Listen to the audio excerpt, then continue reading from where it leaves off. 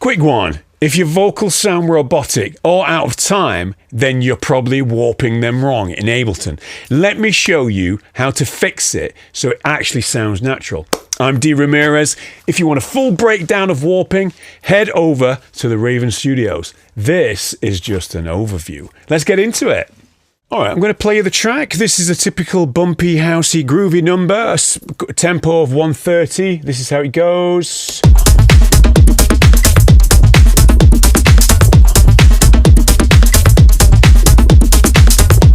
Okay, groovy sort of thing. Now, because of copyright issues, I am not able to show you how to warp an acapella, commercially released acapella. So I'm using an old vocal of mine from my alter ego, which is Raise D. Raise D, I did an album which is slow, down tempo, 80s dark electronic pop, and there were a few tracks left over. These are the vocals from some of the tracks that didn't get released. Okay, and I'm using these for copyright. As you know, YouTube, if I was to use a copyrighted piece of music or segment, it would be taken down, or I would get a copyright strike. Okay, so that's that. Secondly, we're going to look at warping vocals. Now, warping vocals is something that people struggle with. I see it all the time, and I used to struggle with it. It's not easy, and the reason being is that Ableton warping, it's the most amazing thing because what it does enables you to drop in a beat or a sample that's a different tempo to what you're working at, and it will automatically adjust that tempo. That is what warping is, for those of you that don't know. Now, with beats, it's easy for Ableton to do it because there are clear transient markers in the beats. So it can easily align, it can see the beats, and then it can align them, stretch them out to the grid, okay? So it's a grid-based thing. With vocals, however, often vocals don't have clear transients, and there's not an actual sort of, they don't even sit on the grid half of the time. They're very sort of natural and human. So Ableton really struggles to warp vocals. That's why you'll notice when you press warp on a vocal in Ableton, you just get this garbled mess. And yeah, it's all over the place, okay? So I've come up with an idea or a way of doing warping. Now, this is my way of doing it. There are going to be lots of other different ways, but it works for me. So I'm going to attempt to show you how I would warp a vocal in my way. Now, let me play you the vocal here. This is the vocal. It's like, shake up, wake up, time to make up. I'm getting the tempo. Stand up, break up, Boom, boom, shake up, boom, boom, boom, wake up. boom. Don't just sit up, take up, lift up, rise up, hold up.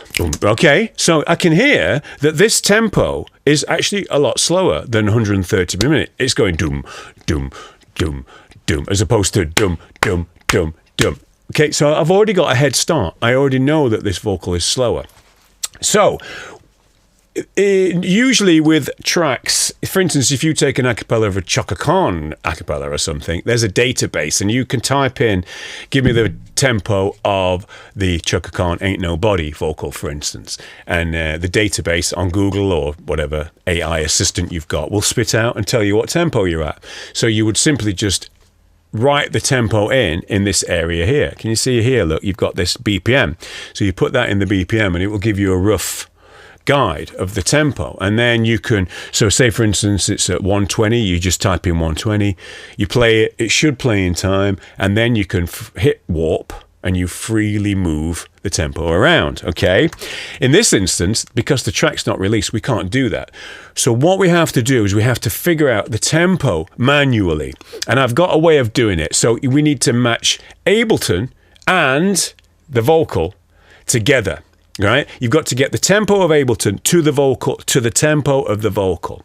Now, I already know that this is a lot slower than 130 beats per minute. So I'm going to go down to 100 beats per minute, like so. Sorry, I'm getting really close to the screen because I'm getting blinder and blinder as we go along. Also, as well, the lights blind me. So I'm going to start with that. I'm going to put the metronome on. I'm going to solo the vocal. I'm just going to see. Shake up, wake up, So you can see that I'm getting somewhere in the ballpark. Now, if I play this in the track before we get any further, let's just hear what it sounds like in the track itself. Like, shake up, wake up. all over the place. It's all over the place. So let's go back. We're going to get the tempo, adjust the tempo of Ableton to fit the tempo of the vocal. And we're going to do it like this. So 100 beats per minute, we start there. Now, what we want to do is think about phrasing. Phrasing, I was trying to teach this to a friend of mine the other day, and it was really hard to actually explain it to him. Phrasing is, let's talk about the 1. 1, 2, 3, 4. 1, 2, 3, 4. 1, 2, 3, 4. 2, 2, 3, 4. 3, 2, 3, 4. 4, 2, 3, 4. 1. Let's talk about the 1. The 1 going round in a 1 bar. A 4/4 time signature is 4 beats to every bar. 1, 2, 3, 4. 1, 2, 3. The 1 is uber important because that's the start point of the phrase, the start of the phrase. And when you're a DJ, when you're learning to DJ, understanding where the 1 hits is your key to being able to DJ. And you can actually hear phrases go round. Phrases are generally anywhere between 4 bars and 8 bars. They're generally I always work in 8-bar sections, but my phrasing, my loop of a vocal or my loop of a melody can be 1 bar, it can be 2 bars, it can be 4 bars, and it can be 8 bars, okay? So the 1 is super important. The phrase goes around. So we need to understand where the phrase is of this vocal. Boom, boom, 3, in relation to the 1, 2, 3, 4. Don, shake up, 4, 2, 2, 1, 2, shake up. Okay, 1, 2, shake up. In this instance, shake up. There's 2 beats before the vocal starts. 1, 2, shake up. Do, wake up. It doesn't start on the 1. If it started on the 1, it would sound like this. Shake up. 3, 4, wake up. You could start it on the 1, okay? There are different places you could start it, but I know from the song itself, like for instance, let's talk about Ain't Nobody. 1, 2, 3, 4, boom. Ain't nobody. 1. Let's go. 1, 2, 3, 4, 1. Ain't nobody. It doesn't start on the 1. 1. Ain't nobody. It starts on the 2. 1. Ain't nobody for 1. Love me better through. It starts on the 2. So vocals, you have to start to understand where they sit in relation to the 1. I hope I'm explaining that right, because I was trying to explain this to a friend and he just couldn't get his head around it. Musical phrasing is actually quite important to understand. And you learn it from listening to songs, listening to your favorite, I don't know, Britney Spears record. In this instance, boom, ain't nobody loves me better, boom. Where does it sit in relation to the 1? So where does this sit in the relation to the 1? Boom, shake up. So it's 1, 2, shake up. 4, 1, 2, shake up. It kind of starts in between. You've got 2 beats or 2.5 beats. 1, 2, shake up. It's like 2.5 beats before it starts. Shake up. Wake up.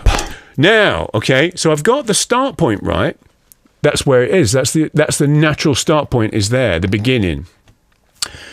But what we need to now listen for is the vocal faster than Ableton or slower than Ableton? And then we're going to adjust the tempo of Ableton until it's absolutely spot on, exactly the same.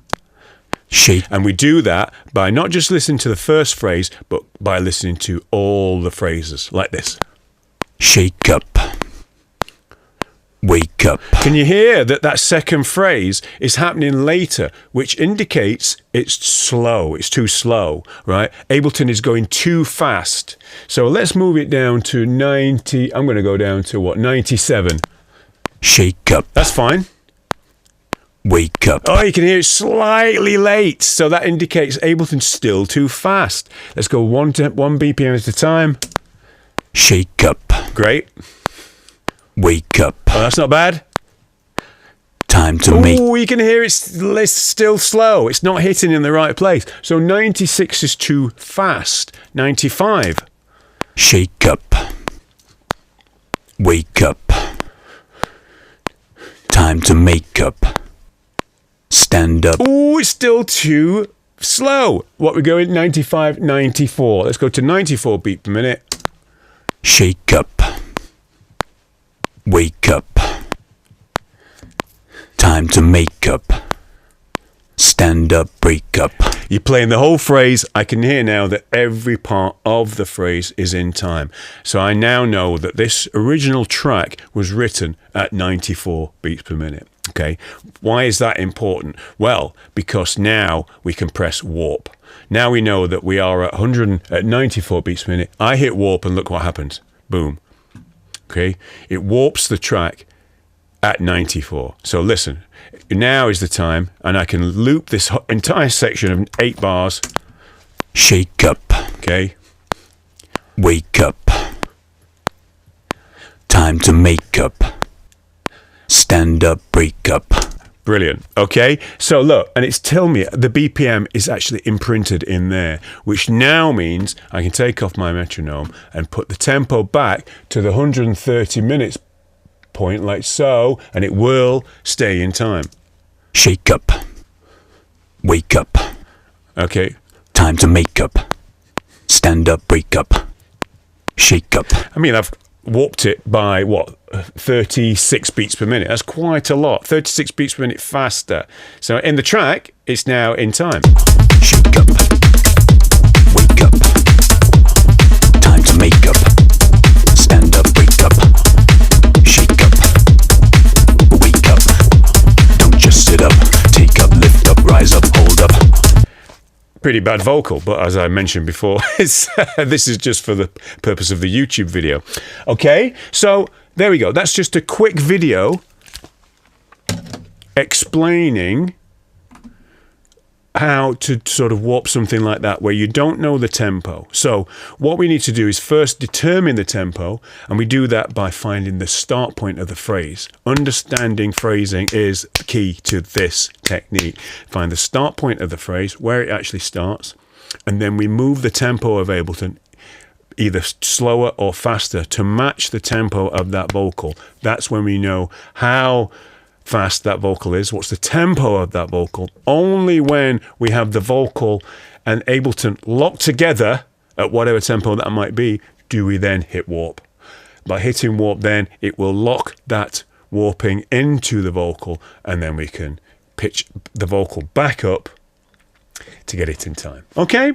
All right. Now, of course, there's millions of other ways of doing this, and I would really love to hear how you warp vocals. So please tell me your techniques, whatever you've got. And if you want more details, go to theravenstudios.com, where I do a full course on warping vocals correctly. This is just the overview. All right. See you in the next video.